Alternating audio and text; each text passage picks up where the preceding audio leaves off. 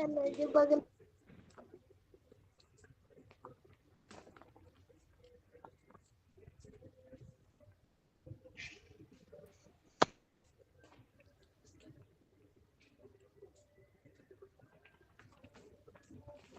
Sir, hello. हो sir, करा चालू सर.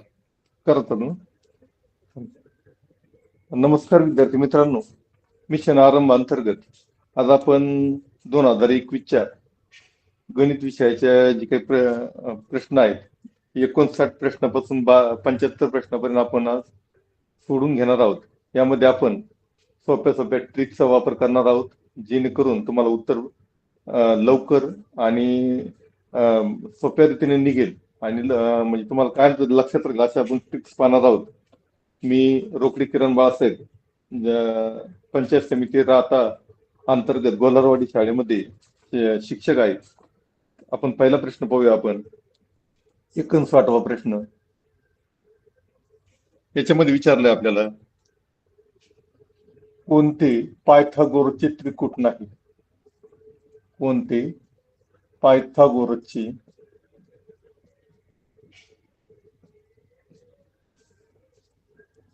त्रिकूट नाही? पायथागोरसच्या त्रिकुटावर आपल्याला साधारण 4 ते 5 प्रश्न विचारले जातात एका प्रश्नपत्रिकेत, त्यामुळे आपल्याला पाठच असले पाहिजे. त्याचा पहिला पर्याय आहे 3, 4, 5. दुसरा आहे 7, 14, 15. तिसरा आहे 8, 15, 17 आणि चौथा आहे 5, 13, 14.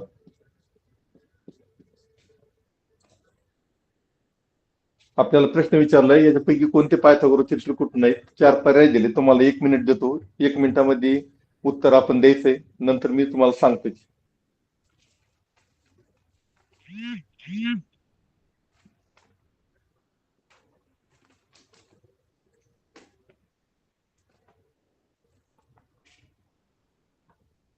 पर्याय क्रमांक 2.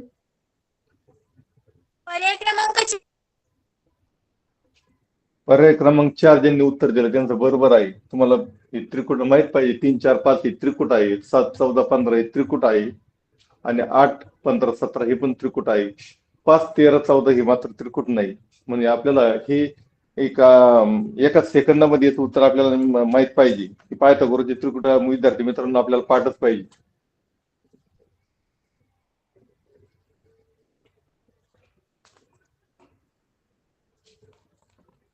आता दुसरा प्रश्न आहे, -119 छेद 13 ही परिमेय संख्या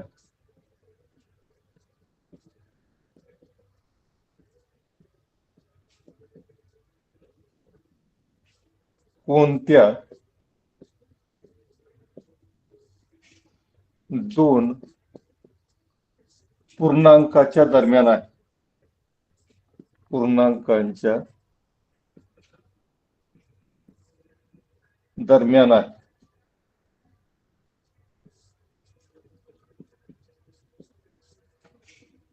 व म्हणजे आपल्याला पूर्णांकाच्या दरम्यान काढायचे, परंतु त्या पूर्णांकांचा गुणाकार किती? त्यांचा गुणाकार किती?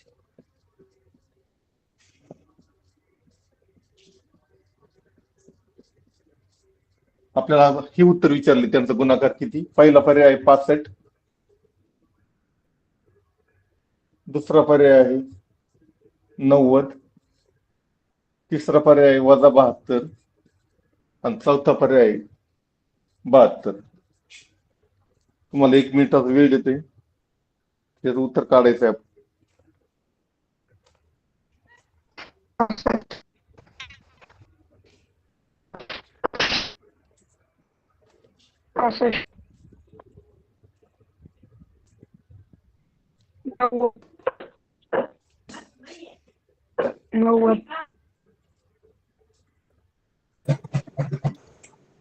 सर, पर्याय क्रमांक 2 90.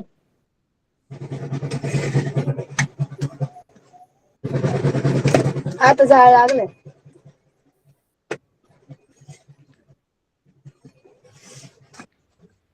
सर एक पर्याय नंबर. क्रमांक 3 -72. आता हे कसं काढणार बाई? आर चुलच आखी लाकडाने भरली. पर्याय क्रमांक 2 ज्यांनी उत्तर दिलेलं आहे त्यांचं उत्तर बरोबर आहे. आपण पाहूया. पहा, ही संख्या रेषा आहे. तर संख्या या रेषेच्या टाईप डाव्या बाजूला लाकडच मारण्याची झाली त्याच्यात. बाकी जे आवाज येतात ते बंद करा. काढायचं भेटू तुम्ही दे. थोडं दूर या विद्यार्थी मित्रांनो तिथून. तर भाकरी कशी इकडं भाजायची? आता हे जर आपण पाहिलं वजा 119/13 आपल्याला 13चा पाडा माहित पाहिजे. 13चा पाडा जर आपल्याला माहित झाला तर मग मात्र आपल्याला उत्तर काढता येतं.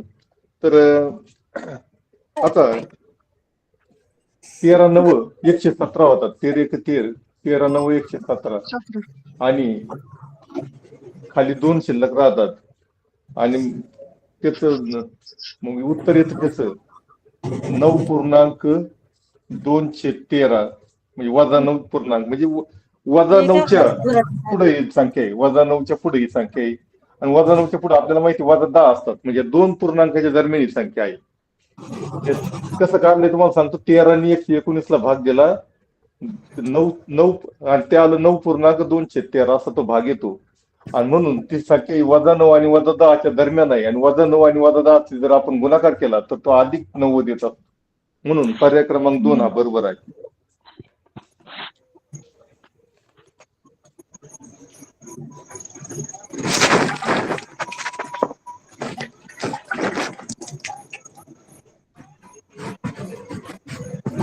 पुढे आता तिसरा प्रश्न पहा.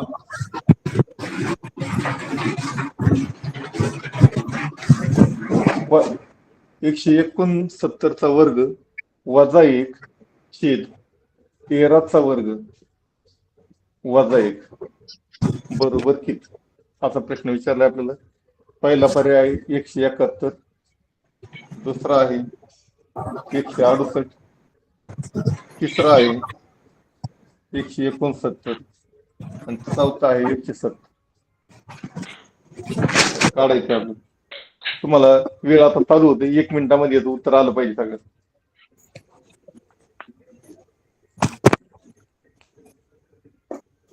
घ्यायचं असेल.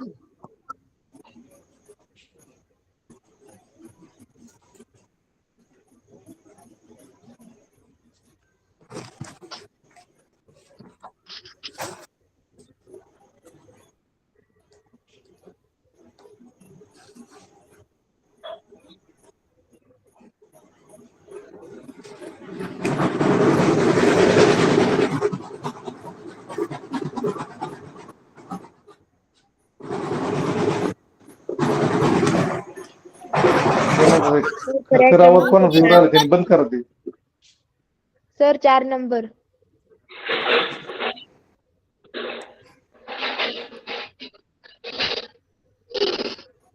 तुला बरंच उत्तर आले पाहिजे. पर्याय क्रमांक 4. सर पर्याय क्रमांक 4 170. पर्याय क्रमांक 4 170 ज्याचं उत्तर आले त्याचं उत्तर बरोबर आहे. मुलं अतिशय योग्य उत्तर देऊ राहिलेत. खूप खूप अभिनंदन आहे तुमचं.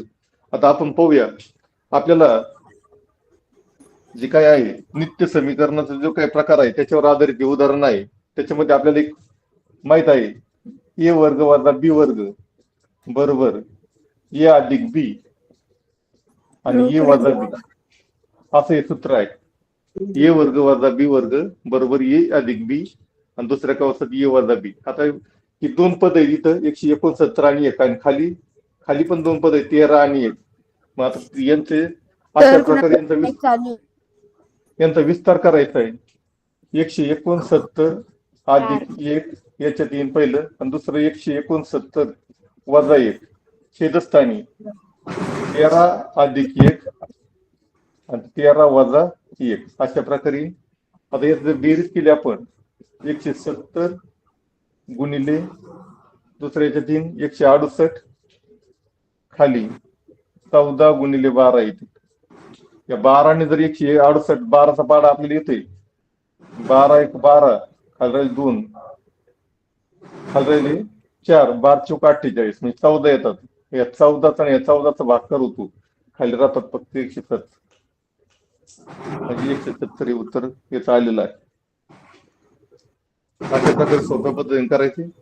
आता पुढचा प्रश्न.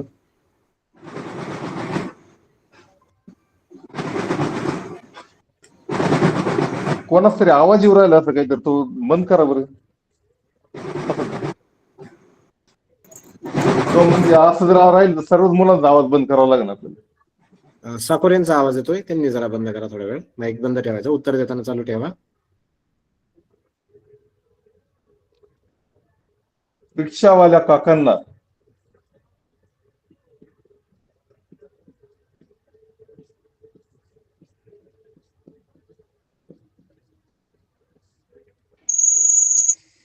₹7 सुट्टे द्यायचे आहेत.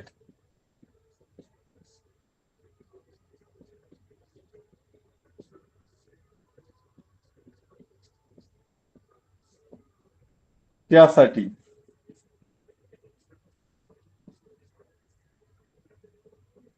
₹1, ₹2 व ₹5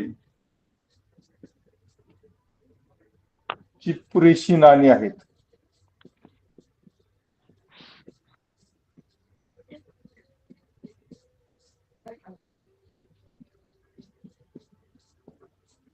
तर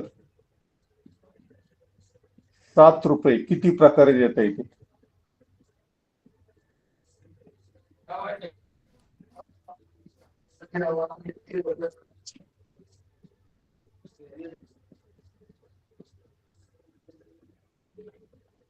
पहिलं आहे 6 प्रकारे, दुसरा आहे 3 प्रकारे,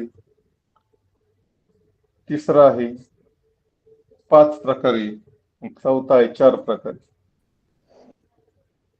एक मिनिट तुम्हाला वेळ देतोय. 1 मिनिटामध्ये त्याचं उत्तर काढायचं. 4 प्रकारे.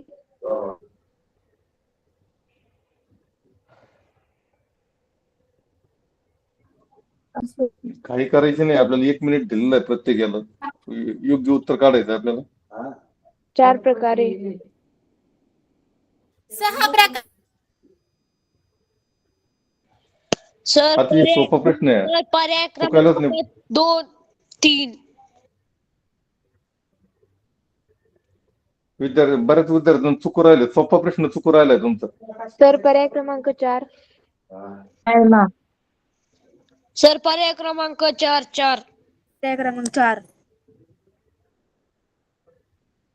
पर्याय क्रमांक 1. पर्याय क्रमांक 1. पर्याय क्रमांक 4. पर्याय क्रमांक 1.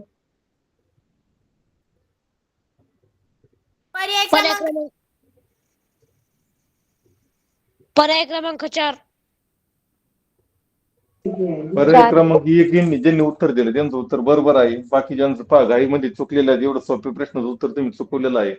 आपल्याला ₹7 द्यायचे. तर पहिला प्रकार कसा होईल पहा, ₹1 7 नाणी.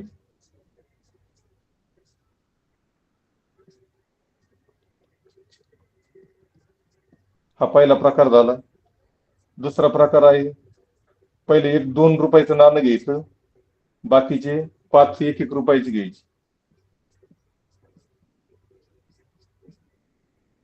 तिसरा पर्याय आहे, ₹2 2 नाणे घ्यायचे, ₹4 झाले, उरलेले ₹3 ₹1 घ्यायचे. चौथा प्रकार आहे, ₹2 3 नाणे घ्यायचे, हे ₹6 होतील आणि ₹1 1 नाणं घ्यायचं. पाचवा प्रकार आहे, ₹5 1 नाणं घ्यायचं आणि ₹2 1 नाणं घ्यायचं. आणि 6वा प्रकार आहे, ₹5 1 नाणं घ्यायचं, उरलेले ₹2 ₹1 घ्यायचे. असे 6 प्रकारे आपल्याला सुट्टी देता येते. असं सोपं, इतकं सोपं उत्तर होतं. बऱ्याच जणांना चुकलेलं आहे. तुम्ही सोपे प्रश्न असे चुकत असले काय उपयोग नाही त्याचा.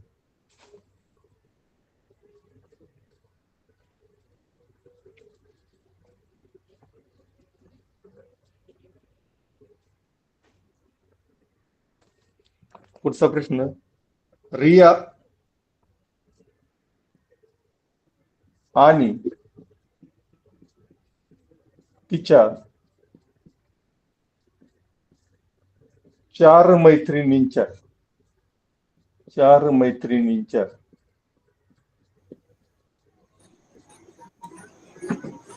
वयाची सरासरी. वयांची सरासरी मी प्रश्न मुद्दाम लिहून देतो कारण तुम्हाला जो वाचून पण होतो त्या काळामध्ये आणि समजतो पण. सरासरी आपल्याला समजणं महत्वाचं आहे. 24 वर्ष आहे. सर तो माईक बंद करायला सांगा. त्यांची वय अनुक्रमे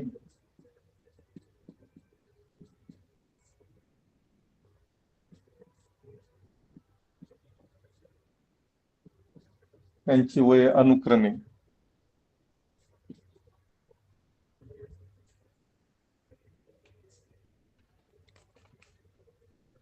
3m-2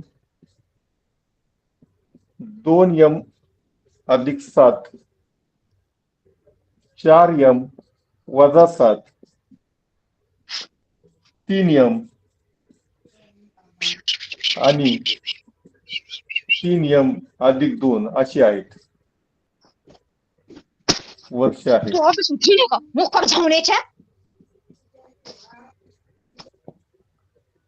तर m ची किंमत काढा.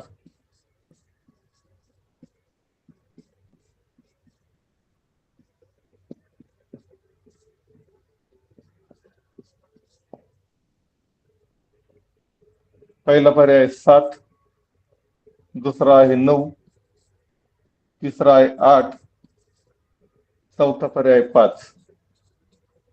व्यवस्थित वाचायचे उदाहरण. तुम्हाला 1 मिनिट वेळ देतो, त्याचं उत्तर काढायचंय तुम्ही.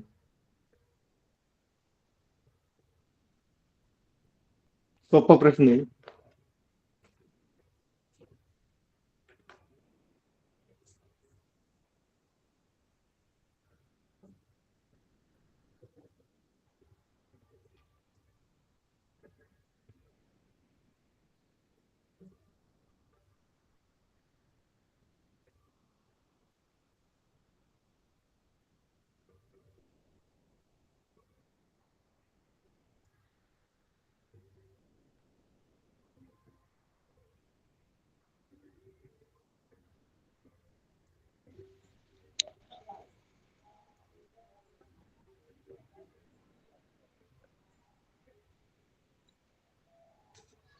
तर उत्तर येऊ नाही राहिले. सर पर्याय क्रमांक 2 9. व्यवस्थित आपण काढायचंय उत्तर. गाईत पर्याय चुकलं नाही क्रमांक पाहिजे आपलं. 3 8. पर्याय क्रमांक 3 8. पर्याय क्रमांक 1 7.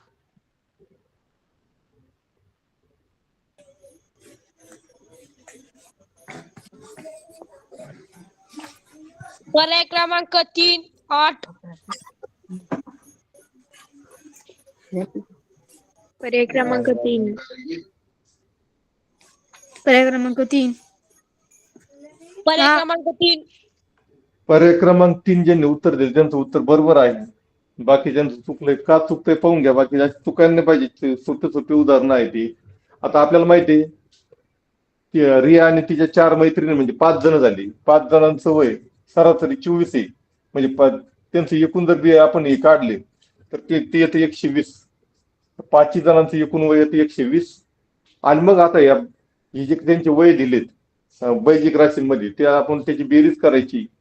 त्याची बेरीज करून घेऊ आपण. जे जे काही आहे म्हणजे जे काही अक्षरी संख्या आहे त्यांची आपण बेरीज करून घेऊ. 3m 2m झाले 5, परत 4m झाले 9m आणि परत त्याच्यामध्ये 3 मिळवली तर झाले 12m आणि परत 3 मिळवले 15m होतात.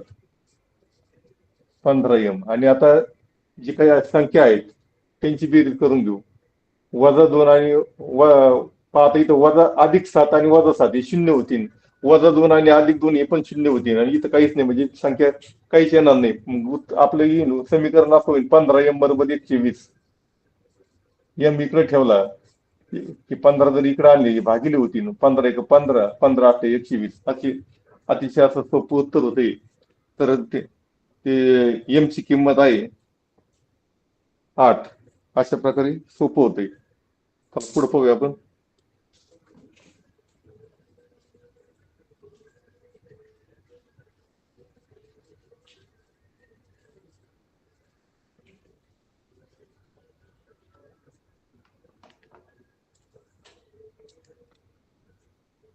वा प्रश्न आहे. नाटकाच्या तिकिटांची शेकडेवारीवर आधारित उदाहरण आहे. नाटकाच्या तिकिटांची किंमत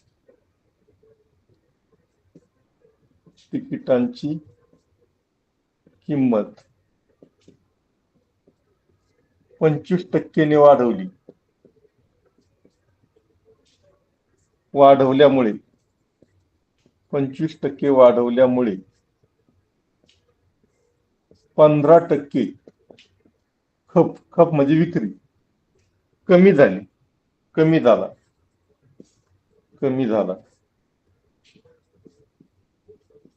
शेकडेवारीवर का भरपूर उदाहरणं आहेत, आपल्याला हे आलेच पाहिजे. तर उत्पन्नात वाढ अथवा घट किती?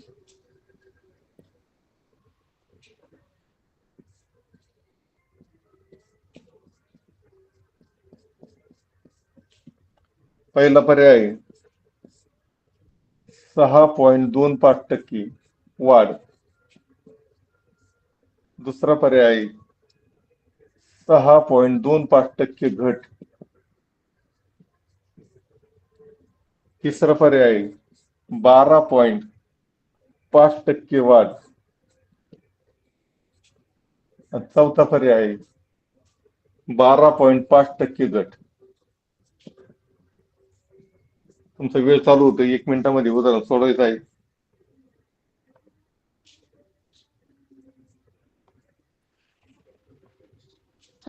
परत वाचून दाखवा. 6.25% वाढ. दुसरा पर्याय 6.25% घट. तिसरा पर्याय 12.5% वाढ. चौथा पर्याय आहे 12.5% घट. उदाहरण आहे, नाटकाच्या तिकिटाची किंमत 25% वाढवल्यामुळे 15% खप कमी झाला. तर उत्पन्नात वाढ अथवा घट किती? 6.25 वाढ. ओके. व्यवस्थित सोडवायचंय. 1.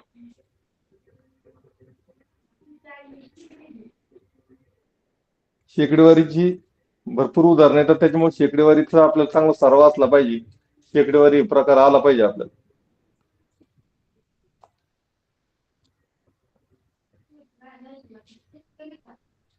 6.25. इथं वाढ किंवा घट हे पण सांगायचंय आपल्याला. पर्याय नंबर सांगा तुम्ही.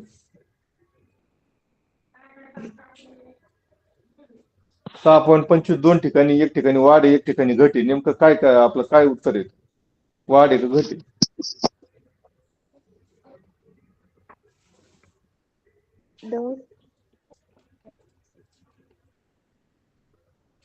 पर्याय क्रमांक 1 6.25.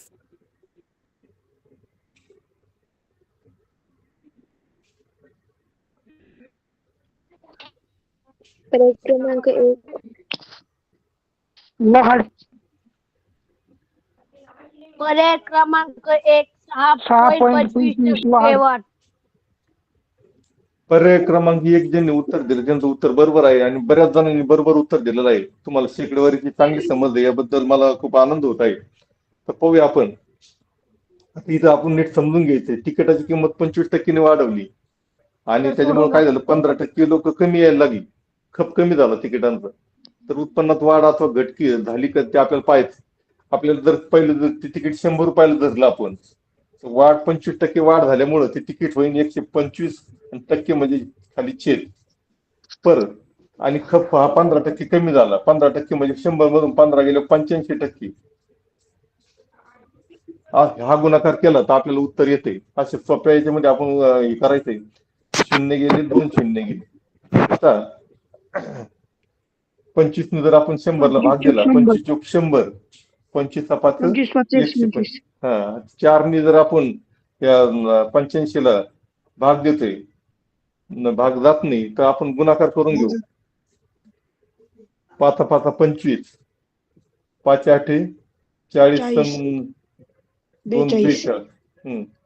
खाली भागाकारामध्ये 4. नंतर हा भाग दिला आपण 4 1 4, 4 1 4, चार 424. चार सक 24. 24. 24. हा, आणि चार चार दुने 8 आणि 4 पंचे 20 अशा प्रकारे येतो. आणि हे उत्तर जे आलं 106.25 म्हणजे 6% आणि 2 म्हणजे 6.25% वाढ झालेली. 100च्या पुढे गेले म्हणजे वाढ झाली. म्हणजे पहिला पर्याय हा बरोबर येतो. अशा प्रकारे ही गुणाकार भाकार आपल्याला व्यवस्थित जमला पाहिजे. फक्त अशा पद्धतीने करून घ्यायचं. असं आलं तर पहिलं जे 25% वाढ म्हणजे 125 करायचं, 15% कमी झालं म्हणजे 85% करायचं. अशा प्रकारे.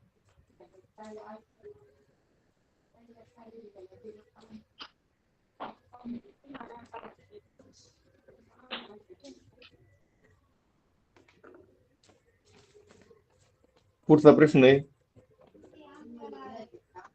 65वा. ए चा घन वजा 8b चा घन हे अवयव काढा. सोपा आहे हे पण. हे अवयव आपल्याला सगळ्यांना तोंडपाठ असले पाहिजे, माहित पाहिजे आपल्याला. पहिला पर्याय ए वजा 2b. पर्याय पाहिला आपल्याला कळायला पाहिजे कोणतं असेल उत्तर. ए चा वर्ग वजा 2ab अधिक 4b चा वर्ग. दुसरा पर्याय आहे ए वजा 2b ए चा वर्ग वजा 2ab वजा 4b चा वर्ग. तिसरा पर्याय आहे ए वजा 2b दुसऱ्या कंसात ए चा वर्ग अधिक 2ab अधिक 4b चा वर्ग. चौथा पर्याय आहे ए वजा 2b ए चा वर्ग अधिक 2ab वजा 4b चा वर्ग. आपल्याला पर्याय पाहिले एकच सेकंदात उत्तर येऊ शकतं. तुम्हाला वेळ चालू होतो 1 मिनिटात. हा,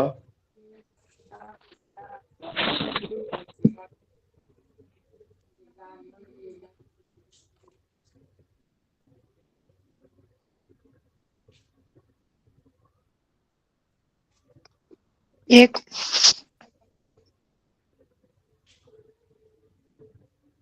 3.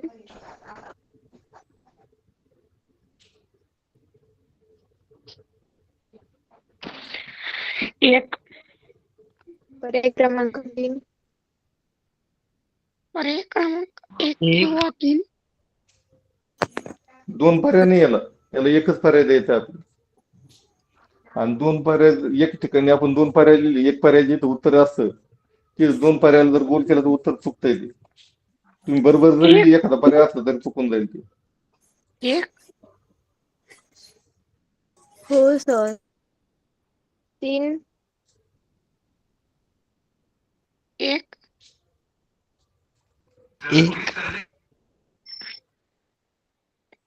1 2 3. कोण उत्तर देत आहे 1 2 3 असं उत्तर देता येतं का? 3.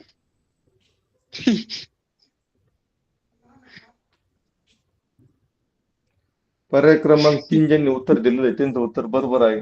त्यांना हे कळतंय. आता याचं सूत्र आपल्याला माहित पाहिजे. ए चा घन वजा बी चा घन बरोबर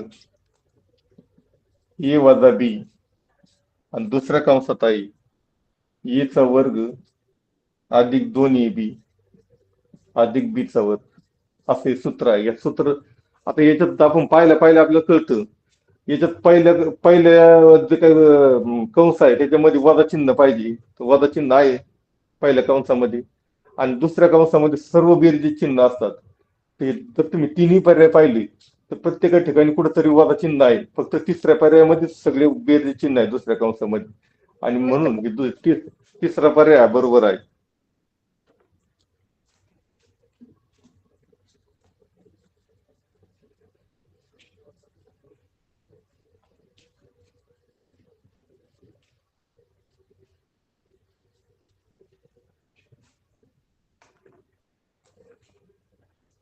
तर आता हे सगळ्यांनी सोडवायचे.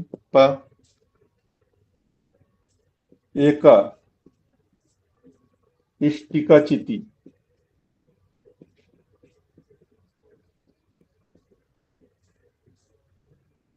ठोकळ्याची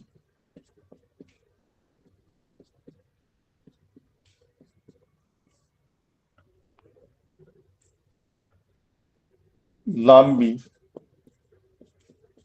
रुंदी व उंची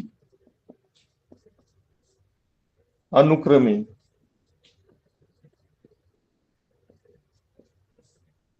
एल, बी व एच आहे.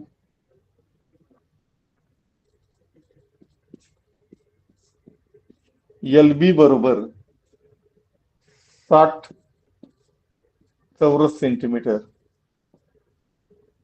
बी एच बरोबर 24 चौरस सेंटीमीटर आणि एच एल बरोबर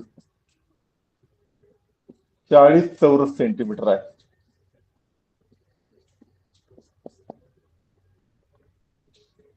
तर ठोकळ्याचे घनफळ किती? एल म्हणजे काय आहे?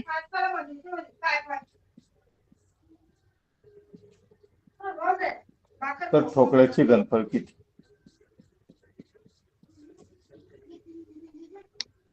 एल बी पहिला पर्याय हे काय आहे?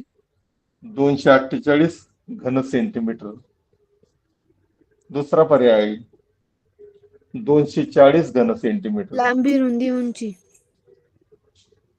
तिसरा पर्याय आहे 600 घन सेंटीमीटर किंवा त्याचे नाव.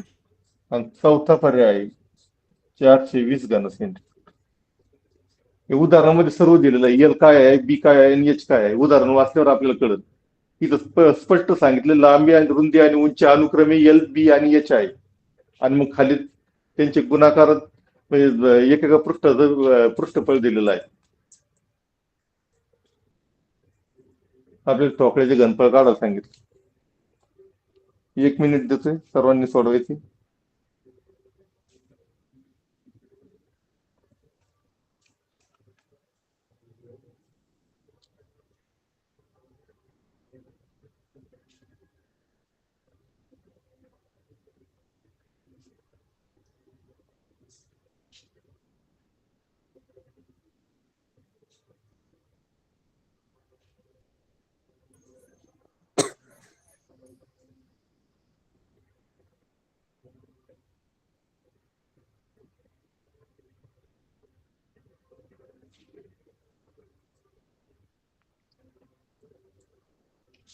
अशा लेवलची उत्तर पर्याय आपल्याला क्रमांक काढता आली. 4. अशा लेवलचे जर आपल्याला उत्तर काढता आले तर आपल्याला मेरिट मध्ये येण्यापासून कुणी रोखू शकत नाही. 3. पर्याय क्रमांक 4. पर्याय क्रमांक 4.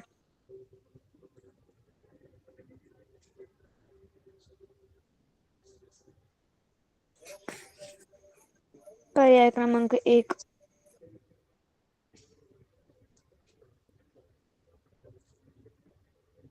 वेळ घ्यायचा आहे थोडा, पण व्यवस्थित उत्तर काढायचे. असे मोठ्या प्रश्नांसाठी थोडा जास्त वेळ लागला तरी चालेल.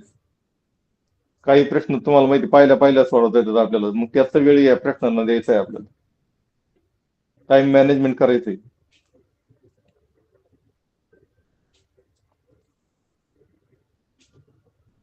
अजून आहे का कोणाचं काही उत्तर? पर्याय 30.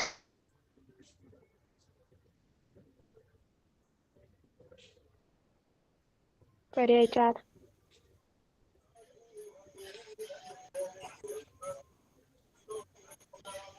आतापर्यंत जेवढे काही उत्तर आले, एक सुद्धा उत्तर बरोबर आलेलं नाही. तर याचं उत्तर आहे पर्याय क्रमांक 2. आता कसं आलं मी तुम्हाला सांगतोय. आपल्याला माहिती आहे घनफळाचं सूत्र, इष्टिकाची त्याचं घनफळ बरोबर, त्याला आपण व्ही म्हणतो, व्हॉल्यूम. व्ही बरोबर एल गुणिले बी गुणिले एच, म्हणजे लांबी गुणिले रुंदी गुणिले उंची, असा त्याचा अर्थ होतो. आता तुम्हाला जर आता या लेवलला तुम्ही एल म्हणजे काय, बी म्हणजे काय आणि एच म्हणजे काय विचारत असाल तर पहा ते करून घ्या ते व्यवस्थित. आता इथं आपल्याला ही प्रत्येक अक्षर हे दोनदा दोनदा आलेलं आहे, म्हणजे घनफळाचा वर्ग झालेला आहे. पहा काय आलेलं आहे, एल बी गुणिले बी एच गुणिले एच एल अशा प्रकारे आलेले आहे. म्हणजे ही जी एल गुणिले बी गुणिले एच चा वर्ग झालाय म्हणजे तोच घनफळाचा वर्ग झालेला आहे. आता घनफळाचा वर्ग काय आलेला म्हणजे आणि त्याची किमती पुढे सांगितलेल्या आहे. काय सांगितलंय पहा, एल बी म्हणजे 60 सांगितले, बी एच म्हणजे 24 सांगितले आणि एच एल म्हणजे 40 सांगितले. आता घनफळाचा वर्ग याचा जर गुणाकार केला आपण तर घनफळाचा वर्ग निघतो आपल्याला आणि तो गुणाकार येतो 57,600 असा त्याचा गुणाकार येतो. करून पाहायचा आहे तुम्ही हा गुणाकार 57,600 येतो. आणि दोघांचं जर आपण वर्गमूळ काढलं म्हणजे आता व्ही वर्ग वर्गमूळ येतो व्ही आणि 57,600 जर आपण वर्गमूळ काढलं आपल्याला माहिती आहे हे दोन शून्य गेली हे काढलं याचं समजा शून्य आलं वर्गमूळ आणि हे 576चं वर्गमूळ येतं 24 म्हणजे 240 असं येतं उत्तर येतं. ही म्हणजे 240 येतं. अशा सोप्या रीतीने हे उदाहरण सोडायचं होतं. याचं स्क्रीनशॉट काढून घ्या तुम्ही कसं सोडवलं. याचं उत्तर येतं 240 आणि व्हॉल्यूम हे घन सेंटीमीटर मध्ये मोजलं जातं.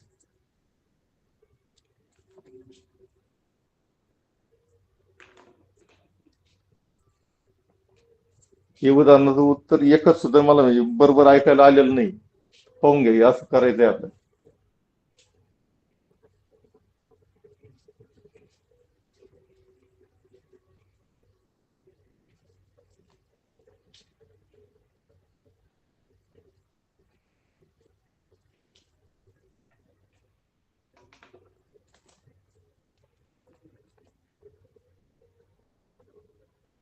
पुढं आता खालील समीकरण सोडवा.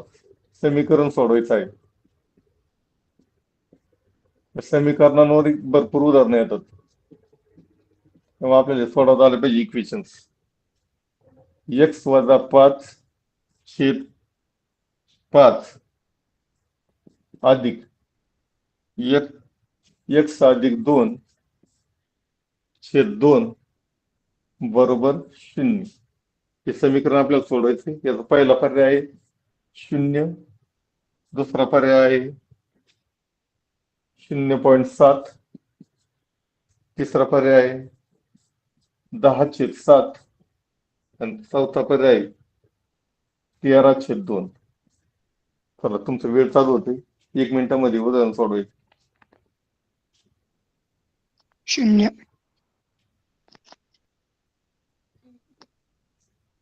सोपं उदाहरण आहे अतिशय.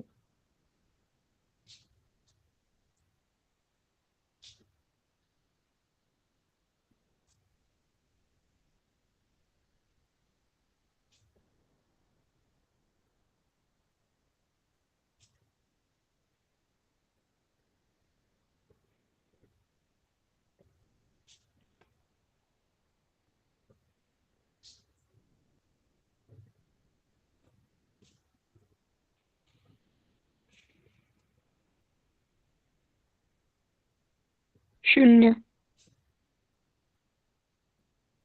0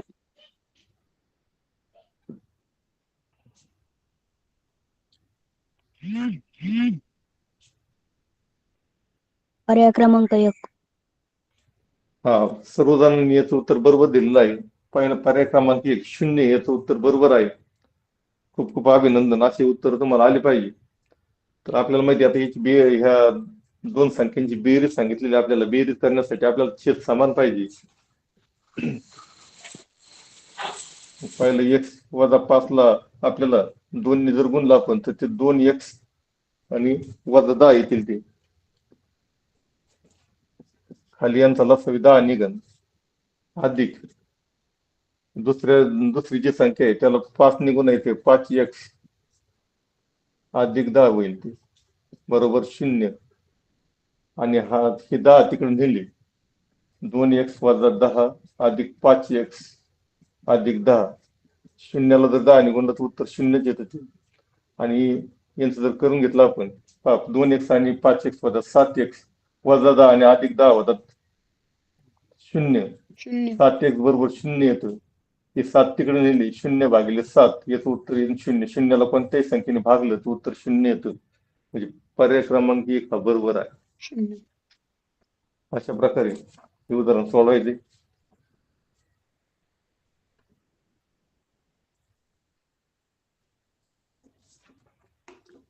चला आता पुढचं हे उदाहरण आपल्यासाठी येणं फार गरजेचं आहे की हे एक मेरिट मध्ये येण्यासारखं, म्हणजे हे उदाहरण ज्याला येईल ते मेरिट मध्ये येण्यासारखं मुलं आहेत ती. त्रिकोण एबीसी ची बाजू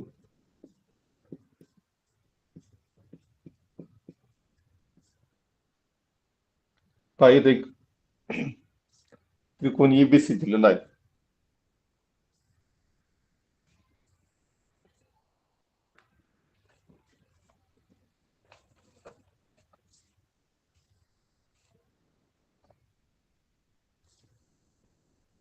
आणि त्याची जी खालची बाजू आहे त्याला एसी म्हटलेलं आहे. आणि त्रिकोण आहे एबीसी आणि इथं काटकोन आहे. आणि ह्या एसी बाजू हा व्यास म्हणजे ते एक अर्धवर्तुळ काढलेलं आहे.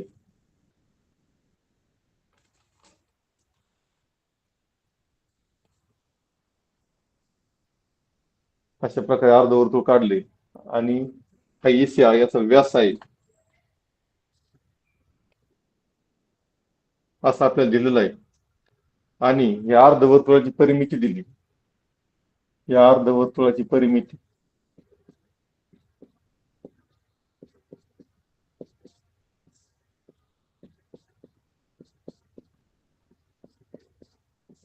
बहात्तर सेंटीमीटर दिलेली आहे आपल्याला.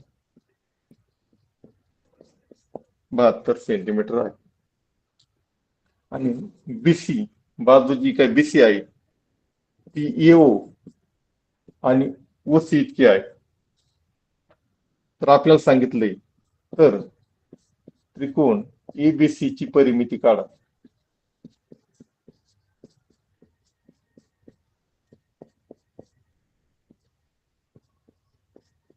अशा प्रकारचं उदाहरण दिलं आपल्याला.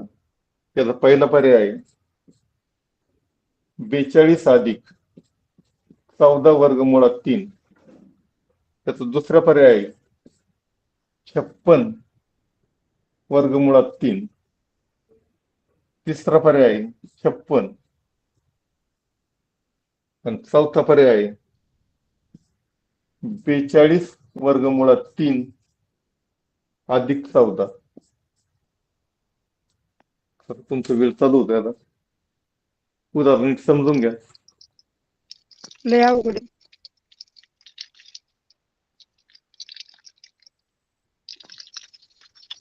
सोपं उदाहरण आहे, अवघड काही नाही. पायथागोरसचं प्रमेय येतं आणि अर्धवर्तुळाची परिमिती सूत्र आहे. एवढे 2 गोष्टी येत असेल ते उदाहरण सोडवता येईल.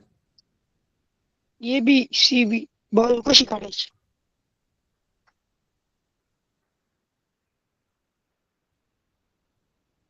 पायथागोरसचे प्रमेय काढायची. काटकोन त्रिकोण आहे आपल्याला माहिती, हा काटकोन आहे.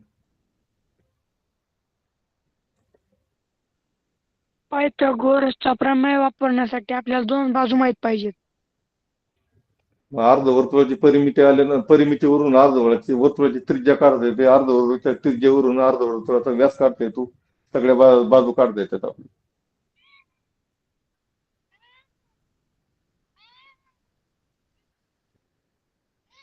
मी 4-5 दिवसापूर्वी लेक्चर झालं त्यावेळेस अर्धवर्तुळाच्या परिमितीवरून त्रिज्या कशी काढायची शिकवलं होतं. त्यावेळेस तो प्रश्न आला होता 2020च्या प्रश्नपत्रिकेमध्ये. प्रत्येक प्रश्नपत्रिकेमध्ये असं उदाहरण येतच.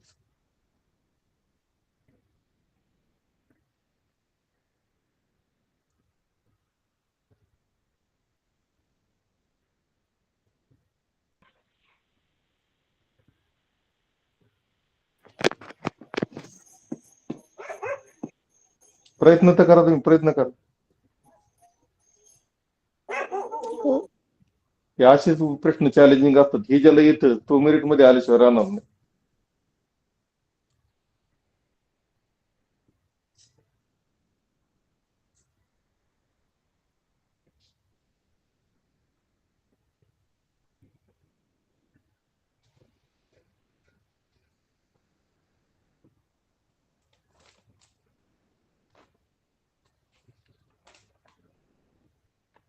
2 2 तुम्ही उत्तर देत राहा, मी ऐकतोय, उत्तर देत राहा तुम्ही.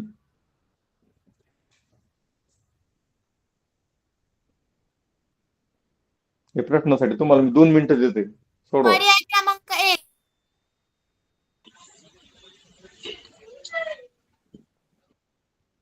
एक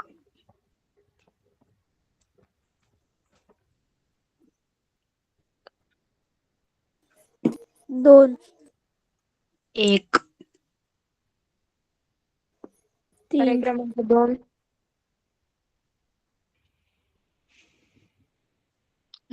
एक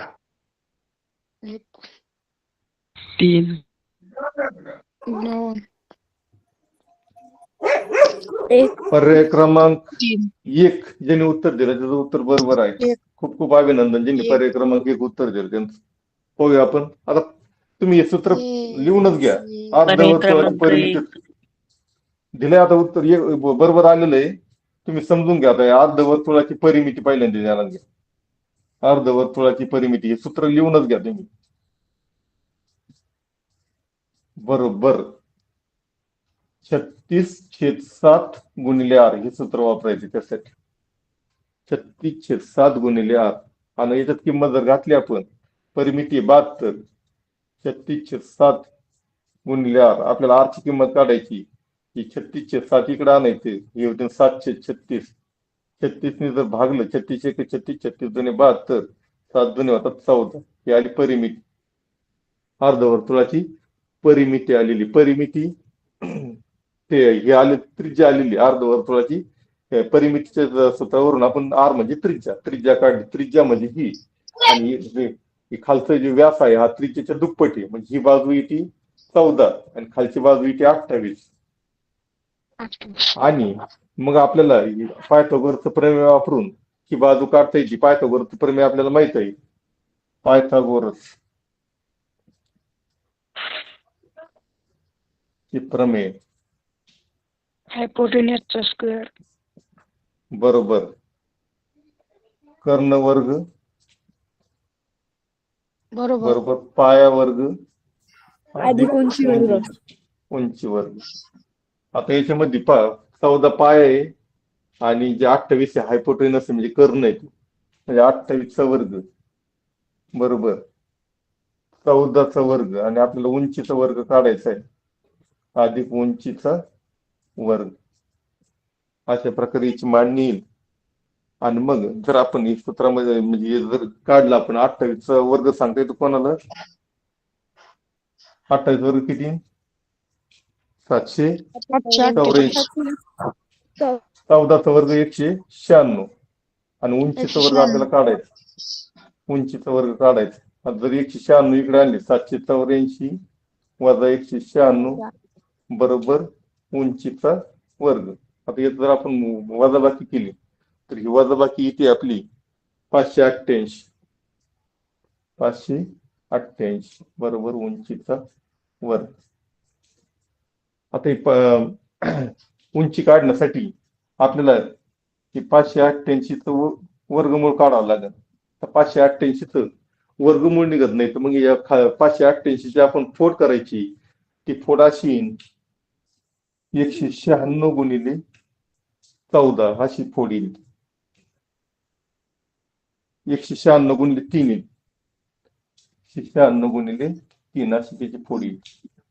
म्हणजे या दोघांचा गुणाकार 588 होतो. आणि 196 आपल्याला माहिती आहे 14चा वर्ग आहे, म्हणजे 14 बाजूला काढली तिथं उत्तर येतं 14 वर्गमुळात 3 असं उत्तर येतं. आणि परिमिती म्हणजे आपल्याला माहिती आहे तिन्ही बाजूंची बेरीज. आता ही बाजू आली 14 वर्गमुळात 3, आणि मग जर आपण बेरीज केली सगळ्यांची 28 अधिक 14 वर्गमुळात 3 असं प्रकार येतं.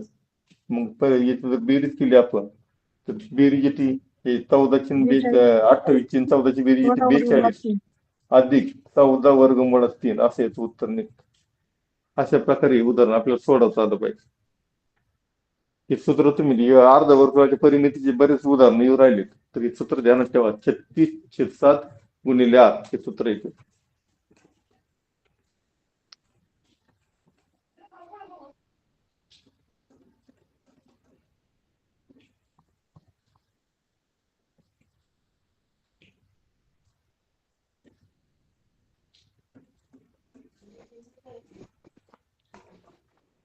आता सोपं उदाहरण आहे पहा. एक्सचा 5वा घात वजा 4x या बहुपदीचे सहगुणक रूप या बहुपदीचे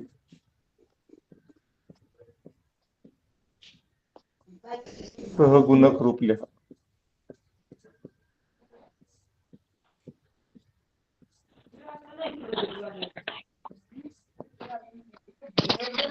पहिला पर्याय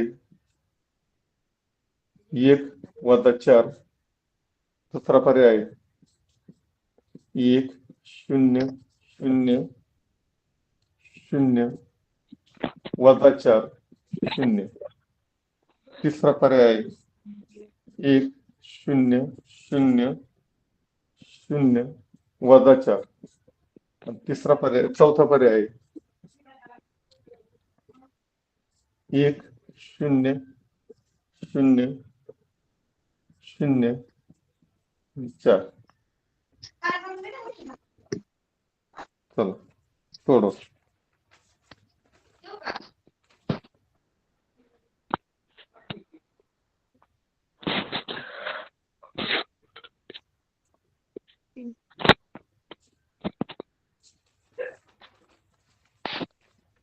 तीन.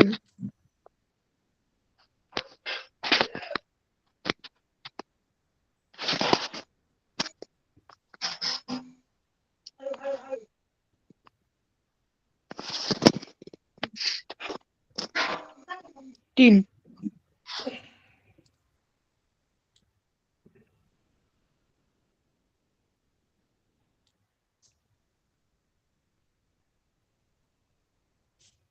चला उत्तर आले पाहिजे फक्त. हे सोपं प्रश्न आहे, याचं उत्तर आले पाहिजे. पर्याय क्रमांक 3. पर्याय क्रमांक 3. पर्याय क्रमांक 3. तीन. 3 3. पर्याय क्रमांक 3.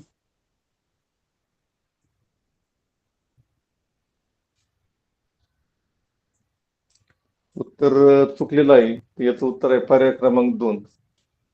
हिची जर आपण सहगुणक रूपात लिहिली फोड केली तर पहा, एक्सचा 5वा घात याचा सहगुण ज्याला सहगुणक म्हणजे सहगुणक 1 असतो अधिक 0 एक्सचा 4था घात अधिक 0 एक्सचा 3रा घात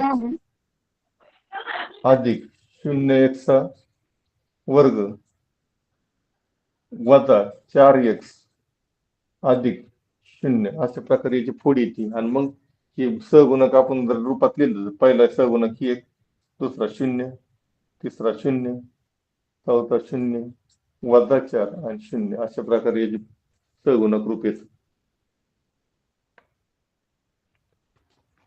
पर्याय क्रमांक 2 याचं बरोबर उत्तर आहे. एक सुद्धा याचं उत्तर आलेलं नाही या प्रश्नाचं. पण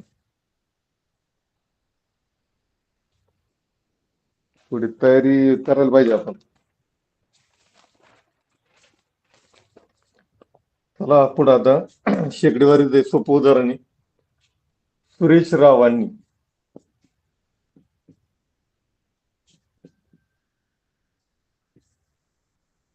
एक वस्तू किती गणित राहिले? 1962 रुपयांना विकल्याने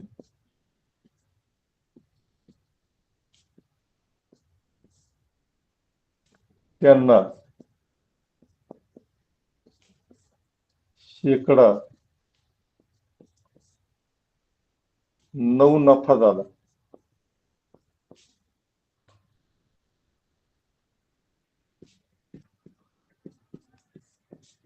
तर वस्तूची खरेदी किंमत किती?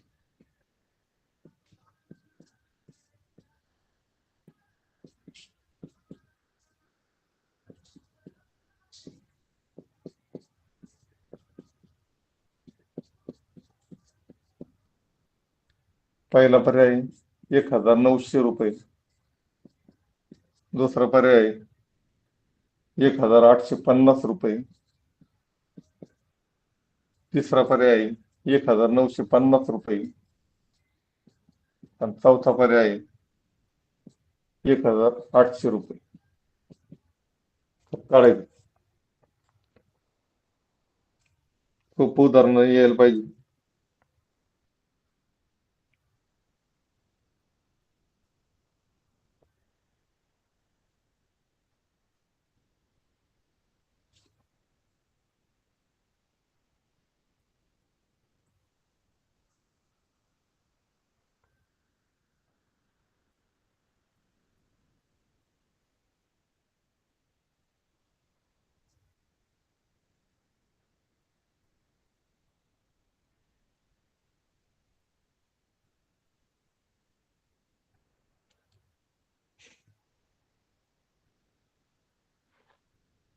अठरा पन्नास 1850. चला पटपट उत्तर द्या. सोपं आहे उदाहरण, याचं इतका वेळ नाही लागायला पाहिजे. पर्याय क्रमांक 2 बरोबर आहे का? मी उदाहरण शेवटी सांगणारच आहे आणि समजून पण देणार आहे. तुम्ही उत्तर सांगत राहा मला.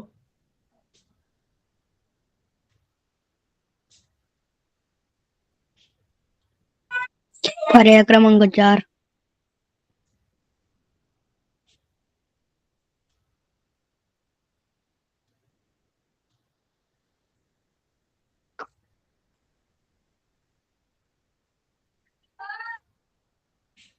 किती गणित राहिले?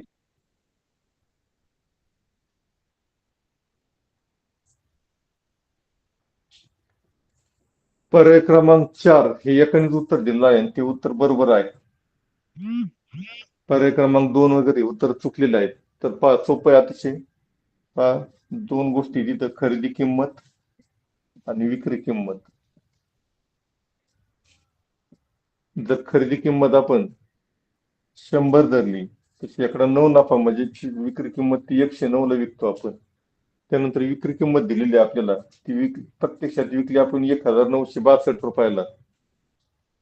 आणि मग जी खरेदी किंमत आपल्याला काढायची ती एक्स मानायची. आपल्याला माहिती आहे गुणोत्तर प्रमाणामध्ये शिकलेलो आहे आपण, अंत्यपदांचा गुणाकार बरोबर मध्यपदांचा गुणाकार. मग अंत्यपद आहेत 1962 गुणिले 100 आणि मध्यपद आहेत 109 गुणिले एक्स. इकडे फक्त एक्स ठेवायचा आहे, 109 तिकडे न्यायचे. एक्स बरोबर 1962 गुणिले 100 छेद 109. 109 नी जर आपण त्याला भागलं तर 18 भागाकार येतो आणि 18 100चा गुणाकार येतो 1800. तुम्ही भागून पाहायचं आहे. 109चा पाडा तयार करायचा, अशा प्रकारे उत्तर येतं 1800.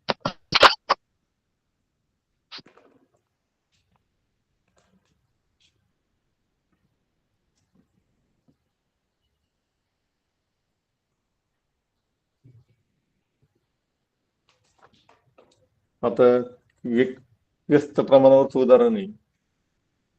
यम व्यस्त प्रमाणात यन आहे. जर यम बरोबर -30 सर अजून किती वेळ आहे? व यन बरोबर -5 या चलनाचं समीकरण लिहा. या चलनाचे समीकरण लिहा.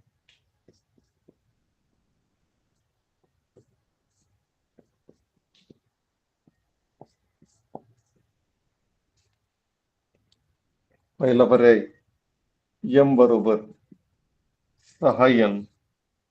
दुसरा पर्याय mn बरोबर 150. तिसरा पर्याय n बरोबर 150m आणि चौथा पर्याय mn बरोबर 6. सोडो.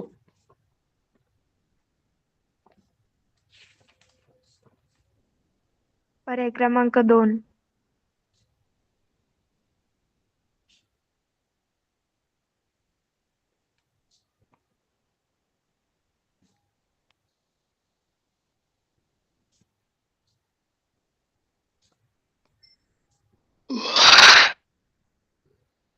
पर्याय क्रमांक अजून एकच उत्तर आलंय, आता अजून उत्तरच नाही आलं.